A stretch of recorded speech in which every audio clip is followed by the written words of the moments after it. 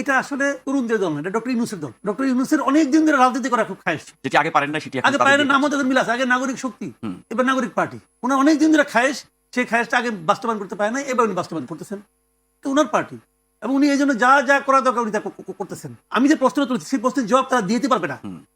আমি বলেছি যে একটা মিটিং করতে কত টাকা লাগে, সেই টাকাটা আপনি কোথায় পেলেন? আমার একটা শোনা, কিন্তু আমার কোনো আপত্তি নাই, আপনি চাঁদা দিতেই পারেন। যে পলিটিক্যাল পার্টিকে কেউ চাঁদা দিবে না, দিবে। যাকে আপনি চাঁদা দেবেন তার নামটা আপনাকে প্রকাশ করতে হবে, তার নামটা আপনাকে প্রকাশ করতে হবে, সে কত টাকা দিয়েছে, এবং যে দিয়েছে টাকাটা সেটাও আমি চেক করে দেখতে চাই যে তার যে ইনকাম ট্যাক্সের যে ফাইল আছে সেই ফাইলে এটা ঢোকানো হয়েছে কিনা, জি এটাও আমি দেখতে চাই। তো এটাও যদি আপনি করে দেন, ট্রান্সপারেন্ট হয়ে যাক।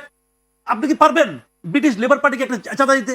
আপনি পারবেন না, দিলেও তারা দিবে না। সেই তো বাস্তবতা এখন আমরা সেখানে এটা তো হতে হবে, আপনি তো নতুন কিছু করতে চান। জি, জি। আপনি তো বললে বলে কি, আপনি তো বিএনপির হিসাব চান নাই, আপনি তো আওয়ামী লীগের হিসাব চান নাই, তাহলে আরে, তারা কেন আলাদা? তাহলে আওয়ামী লীগ আর বিএনপি হন আপনি, নিশ্চয়ই নিশ্চয়ই তো ওদিকে যাচ্ছেন। মানে আর্থিক